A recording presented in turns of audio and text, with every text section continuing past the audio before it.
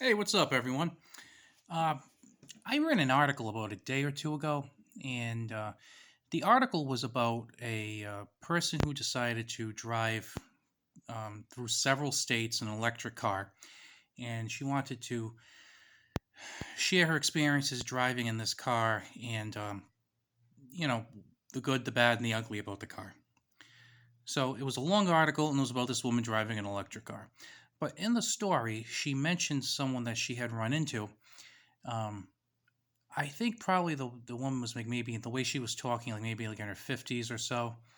And she was saying that one of the things she didn't like about the electric car is kind of getting out and at the charger and pulling out the plug and trying to get it in. And sometimes it wasn't too easy to fit in. And she ran into small problems.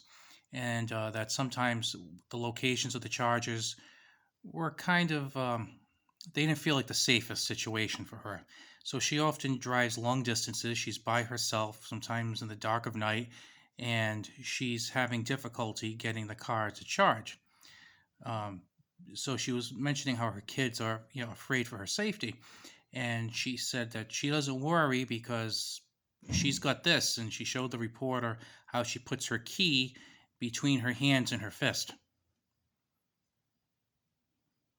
I don't know about you, but I would be a little nervous if my mom or my wife or my daughter were driving around a lot at night, possibly some not so great areas, by herself, and all she had to defend herself was a key. Now, I can understand how the key could be used, how it could be called into a weapon type usage. But I think if you're going to do that, it should be like your backup or the backup to your backup, or ideally the backup to your backup to your backup. So, um, like I said, this is kind of targeted towards really, this could be for anyone, but I'm kind of targeting it a little bit more towards the ladies because I have a wife who I'm always trying to talk about this kind of stuff with. Now there are different options for self defense, obviously. I mean, you have a handgun. Um, Now, some people have this, what I call an irrational fear of guns. Like if they just touch it the wrong way, it's, oh, by this way, this was a safety check before I came on, but they have this irrational fear of guns. Like if you just touch them or look at them the wrong way, they're going to go off, and they're afraid of them. Now, to overcome this, I think it's good to maybe take a class, expose yourself to it. Maybe it's something you might like because for self-defense, it's really hard to beat a pistol. Where I live, there's a female instructor who gives what I think seem like great classes. She'll have like has like ladies' nights at the range, and women can go down with other women and instructors. They can learn like the basics of firearms, and if they want, they can have classes where it's maybe their friends or family, or whatever. So if they're not used to you know being around guns, they can get used to them. And I think that if you are watching this and maybe you're not too used to guns, maybe you're a little nervous of them, but you have some interest, you have a little bit of interest. I think that's the key there. If you have a little bit of interest in guns or curiosity, or you just kind of wanted to try, I would really, really encourage you to look for something like that. Like, look for something where you're going to have um, licensed trainers. If you don't have like a reliable or responsible friend or family member to show you, look for a trainer to um, provide that instruction because you might like it, you might enjoy it, and you might want to use it as a tool. Because as far as a defensive tool, you can't beat this. And as far as maybe being afraid of recoil or whatnot, I mean, this is a pretty small gun. It shoots a 22 caliber. Um, I would much prefer that uh, someone have this for defense than a key. Okay, I think even people who criticize carrying 22 long rifle will say, yeah, that's way better than a key. Okay, so that's just a little something for you to bring up. And for those of you who think that I might be, um, kind of saying, oh, the woman can't handle the recoil, that's BS. My wife shoots a 45. So I know very well that women are capable of handling recoil and shooting great. I think she actually shoots better than I do, and I've told her that, but I don't want to tell her too much. Anyway, but if you're not, you don't like something like this, And don't forget, you might not even have to use it. Sometimes just the presentation. If somebody's trying to, stab you or something, or they're coming at you with a knife, or, just the presentation of this could just be enough. But if you're not comfortable with guns, try a knife. Okay? If you're thinking, I'm going to stab him with a key, guess what? This is more effective. This particular one is a ProTech Newport 3-inch blade. It's not a big, huge, scary knife, and it'll help you cut your apple or open your mail or whatever. So not only is it useful in those regards, but it could be called into a defensive situation. Now, I don't have this knife for any particular reason. It's not super tactical or anything. I actually had it referred to as a gentleman's knife when I purchased it. So it's something. Okay, it's something to have for defense. And there are those situations where you might want something like that. Like, for example, I was talking to my wife, and every year she has a medical test. And the last few years we went to this hospital, which it's a good hospital. It is in, I would say, not only the worst part of the state, probably the worst part of the region. And you got to go park in this kind of sketchy looking parking garage. And by the time we go, it's after work, so it's usually dark. And you're walking through there. Well, guess what? I bring my gun. I bring a knife. And I make sure I stay aware of my surroundings, because this place it's a very, very high crime area. Well, now she switched last year and she went to another place that's in a much nicer area. So that's good. Now I'm with her, so it's not too bad. But if she were going by herself, I'd prefer she not go to the bad area. But what if that's your only choice? You have to go there to get the test done. If you don't get the test done, maybe you have some problem that's undiagnosed. You don't want to go into an area like that with nothing. And while the hospital does have security, I've never seen security from the times I've gone there and the times I've been a patient at this hospital. I've never seen security in the garage. I've never seen security walking the street in the complex. I only see security at the front desk, which is lately telling you, make sure you're wearing your mask. And then while they're making sure people are wearing their masks, people are getting, robbed and stabbed outside. That's why I'd rather have this. Plus, let's face it, criminals like the point of least resistance. If they think they're going to have a fight on their hands, they're not going with you. And if you put up some fight before they really get started, I think they're probably going to go for an easier target. Lastly, if you don't because my wife's not a fan of knives, and I've tried to talk my wife into getting a carry permit. She will not, while she likes to shoot sometimes, she has no interest in carrying a firearm. And I gave her 2 knives. I gave her a Huntsman that I actually have a video on, very cool Swiss Army knife that she uses just for utility things. And I bought her a Kershaw. I can't think of the name. If I have the video on my playlist, if you want to check it out, but it's very cool. It has a finger ring and has a small blade on it. So I think it could be pretty good if called into a self-defense role.